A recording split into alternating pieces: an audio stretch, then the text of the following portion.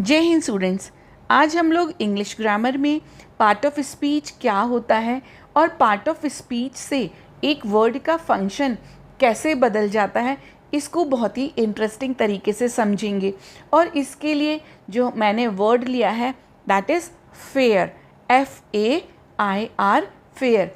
Fair word से आप लोग सभी परिचित हैं, क्योंकि आप लोग जब घर पर अपनी कॉपी में लिखते हैं तो आपसे क्या बोला जाता है, उसको फेयर कॉपी में लिखिए।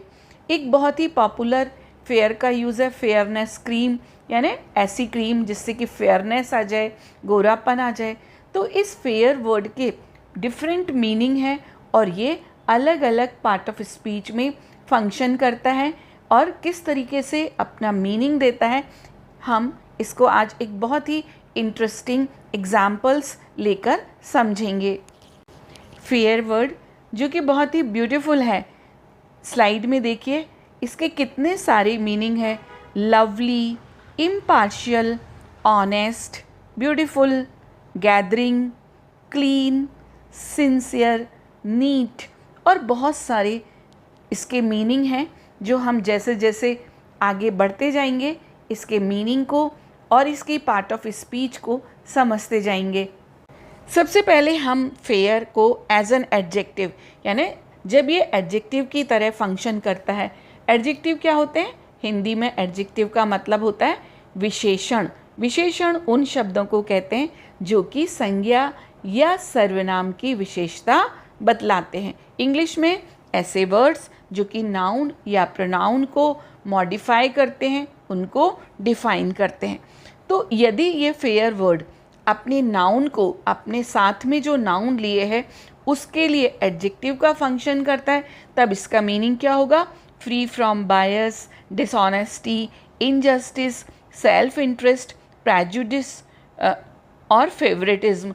यानी कोई भी जो काम है वो निष्पक्ष होगा, उसमें बेईमानी नहीं होगी, उसमें अन्याय नहीं होगा, उसमें किसी का कोई सेल्फ इंटरेस्ट नहीं होगा, पक्षपात नहीं होगा और किसी का फेवर भी नहीं होगा। यानी वो काम जो हम कहते हैं ना फेयर, तो यहाँ पर फेयर जो वर्ड है वो इस सेंस में आएगा, यानी प्रॉपर होगा, एज पर रूल्स होगा, अंडर द रूल्स, जो नियम दिए गए हैं उनके अनुसार होगा। अब हम एग्जाम्पल से समझेंगे कि इतने जो फेयर वर्ड है उसका ये मीनिंग किस तरह से नाउन के साथ आने पर ये मीनिंग आता है। और एग्जाम्पल फेयर प्ले या फेयर गेम। तो सबसे पहले तो इसमें हम फेयर का रोल समझते हैं कि इसका पार्ट ऑफ स्पीच क्या है। गेम नाउन है, प्ले यानी खेल नाउन है, और नाउन के पहले फेयर वर्ड आके इसका पार्ट ऑफ स्पीच क्या है, ये एडजेक्टिव का काम कर रहा है, क्योंकि जो खेल है उसकी विशेषता बतला रहा है कि ये फेयर प्ले है, ये ऑनेस्ट, एज पर रूल्स हो रहा है। फेयर जजमेंट, जजमेंट नाउन है और यहाँ पर फेयर जजमेंट को डिफाइन कर रहा है, उसको परिभाषित कर रहा है कि ये जो जजमेंट है ये कैसा है, फ्री फ्रॉम बायस है, ये निष्पक्ष है, ये इसमें किसी का कोई फेवरेटिज्म नहीं है, किसी ने अपना फेवर नहीं दिखाया है या फिर कोई इंटरेस्ट नहीं दिखाया है, ऑनेस्ट है। तो यहाँ पर ये जो वर्ड फेयर है ये अपने बाद वाली नाउन को डिफाइन कर रहा है, उसकी विशेषता बतला रहा है, इसलिए यहाँ पर फेयर का पार्ट ऑफ स्पीच होगा एडजेक्टिव। फेयर डिसीजन, डिसीजन यानी निर्णय, निर्णय कैसा, फेयर यानी honest, as per rules. Fair person, person noun है, फेयर पर्सन यानी ऐसा व्यक्ति जो नियमानुसार एज पर रूल्स काम करे, जो ऑनेस्ट हो, जो फ्री फ्रॉम बायस हो, जो निष्पक्ष हो, जो किसी भी प्रकार के किसी का फेवर ना करे, उसको हम क्या कहेंगे, फेयर पर्सन। और इन एग्जाम्पल्स में जो फेयर वर्ड है वो एडजेक्टिव का काम कर रहा है, ये भी हम यहाँ पर समझेंगे। फेयर का एक और मीनिंग होता है मॉडरेट। मॉडरेट यानी सो न ज़्यादा न कम, नॉट लार्ज यानी बड़ी संख्या या बड़ी मात्रा में नहीं। यहाँ पर भी फेयर एडजेक्टिव का काम करता है, लेकिन उसका मीनिंग बदल जाता है। कैसे? A fair income, fair income यानी आमदनी, अ फेयर इनकम। अब हम यदि पहले वाले मीनिंग को रखें कि ऑनेस्ट इनकम या फिर बिना फेवर के, तो उससे ये मीनिंग क्लियर नहीं होगा। अ फेयर इनकम का मतलब है मॉडरेट, ना तो ज़्यादा और ना ही कम, सो एवरेज। तो यहाँ पर हमने देखा कि जो फेयर का फिर से मीनिंग बदल गया। A fair chance of winning, आप लोग जब मैच की कमेंट्री सुनते होंगे तो ऐसा ज़रूर आता है, a fair chance of winning, यानी जीतने का फेयर चांस। इसका मतलब सो जीता भी जा सकता है और नहीं भी जीता जा सकता है, यानी दोनों जो साइड्स ओपन हैं। तो ये क्या हुआ, मॉडरेट, यानी दोनों तरफ, कम ना ज़्यादा। लेकिन यहाँ पर भी जो फेयर है वो एडजेक्टिव का काम कर रहा है। और अब फेयर वर्ड का जो मोस्ट कॉमन यूज़ है वो है कि उसका कॉम्प्लेक्शन फेयर है, उसकी स्किन का कलर फेयर है। हालांकि यहाँ पर भी जो फेयर वर्ड है वो एडजेक्टिव का ही काम करता है, लेकिन यहाँ पर उसका मीनिंग क्या हो जाता है, ऑफ ए लाइट ह्यू, यानी लाइट कॉम्प्लेक्शन, डार्क नहीं है, नॉट डार्क। फेयर स्किन, किसी की स्किन फेयर है, इसका मतलब डार्क नहीं है, सांवली नहीं है। लाइट ह्यू यानी हल्की है, वो गोरी है। तो यहाँ पर फेयर का मतलब जो हमने प्रीवियस दोनों स्लाइड्स में पढ़ा उससे डिफरेंट है। तो यहाँ पर फेयर अपना एक अलग मीनिंग दे रहा है जिससे हम लोग लगभग सभी परिचित हैं। एक और इंटरेस्टिंग मीनिंग वर्ड फेयर का जानते हैं, फेयर हेल्थ, फेयर वर्क।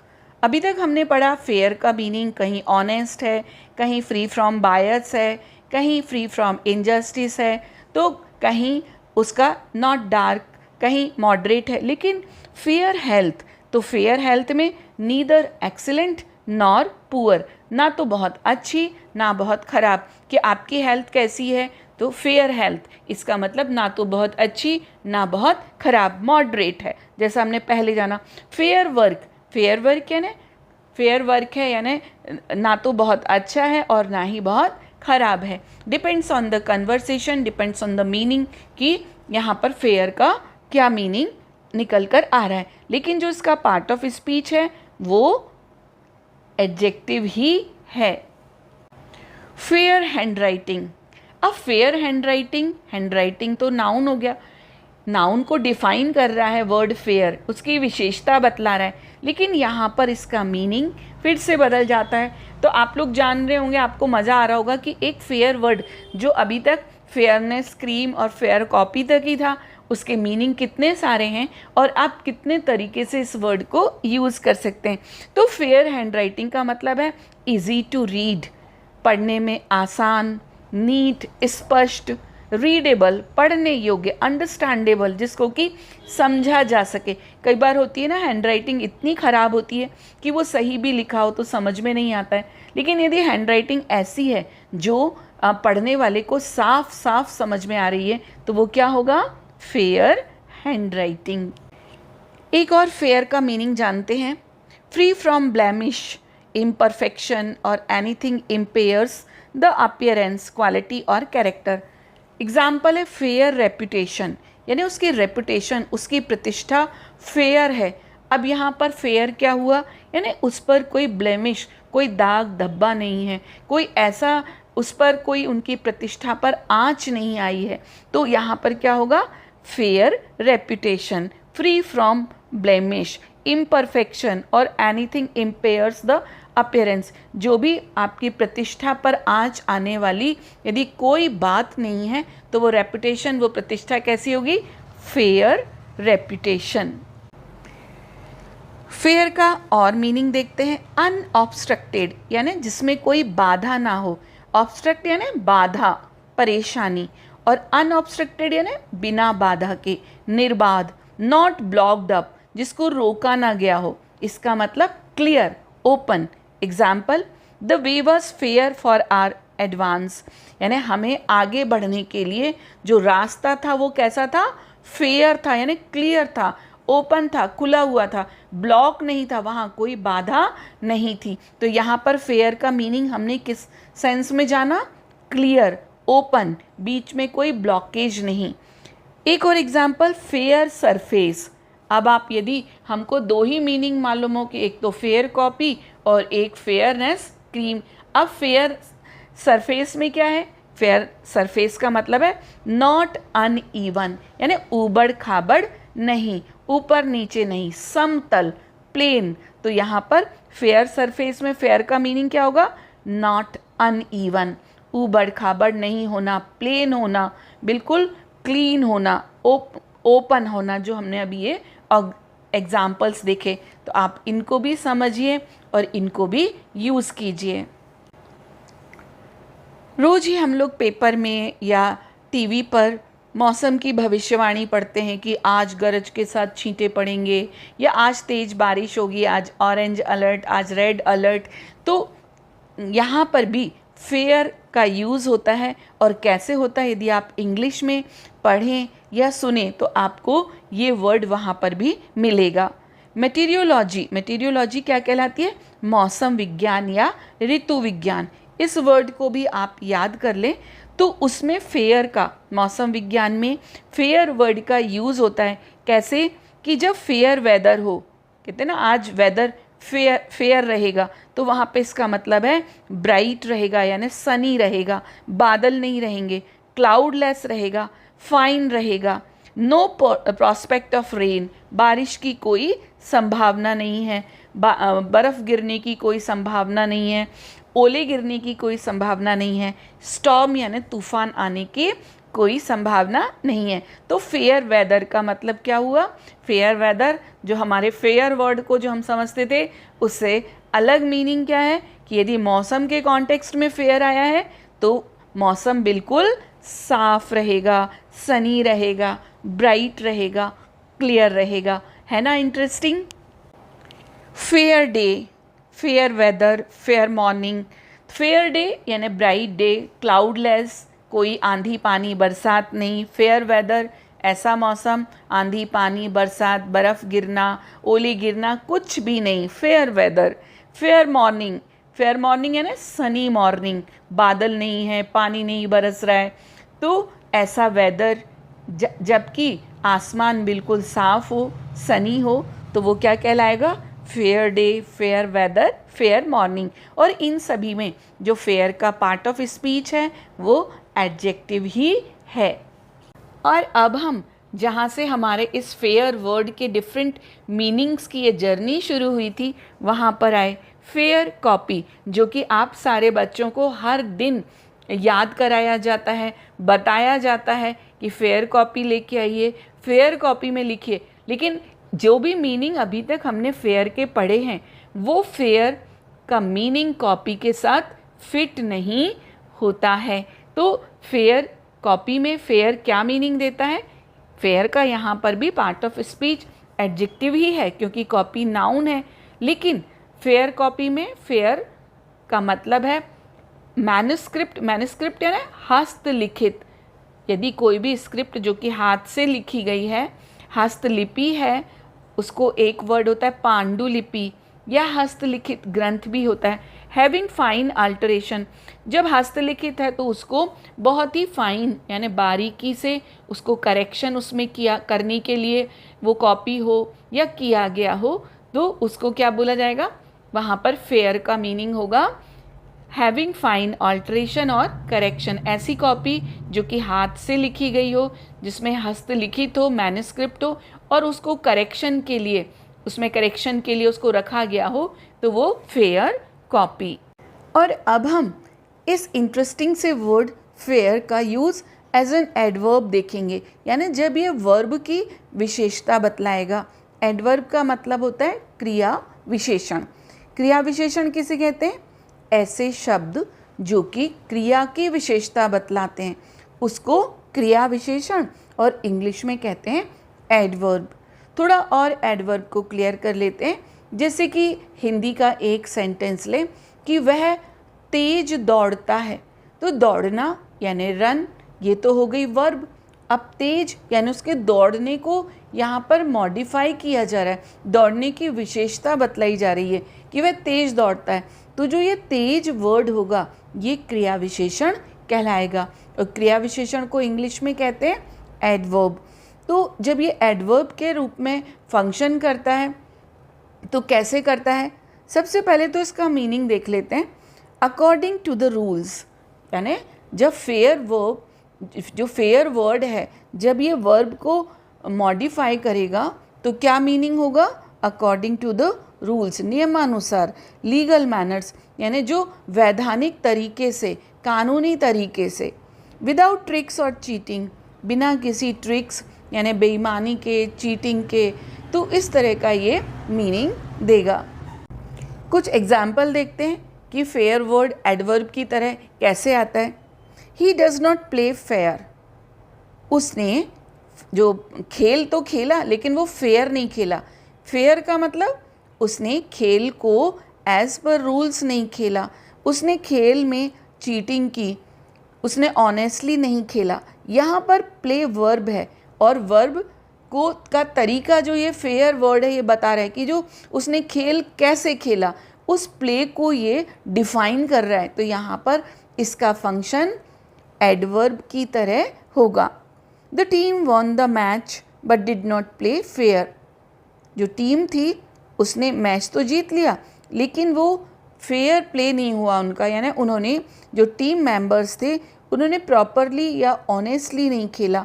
तो यहाँ पर जो फेयर है वो प्ले को डिफाइन कर रहा है, जो वर्ब प्ले है उसको डिफाइन कर रहा है, उसको परिभाषित कर रहा है कि जो उनका खेलने का तरीका था that was not fair.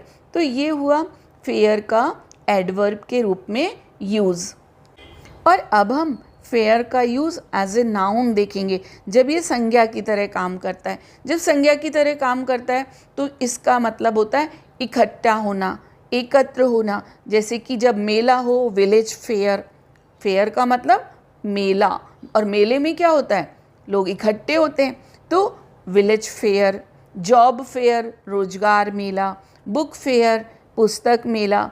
Fun fair, fun fair यानी जहाँ पर कि एंजॉय करने के लिए तरह तरह के झूले लगे हैं, खाने की चीज़ें हैं, फन फेयर। हेल्थ फेयर, स्वास्थ्य मेला, जहाँ पर कि पूरे हेल्थ डिपार्टमेंट के जो लोग हैं वो बैठे हैं, आपके तरह तरह के चेकअप्स हो रहे हैं, तरह तरह की मशीन्स हैं जो आपको एक हेल्दी लाइफस्टाइल के लिए वो उनको ज़रूरत बताई जा रही है। तो जब fair as a noun use होता है तो वो बन जाता है मेला, एक गैदरिंग, एक लोगों का जमाव, किसी पर्पस से, किसी कारण से।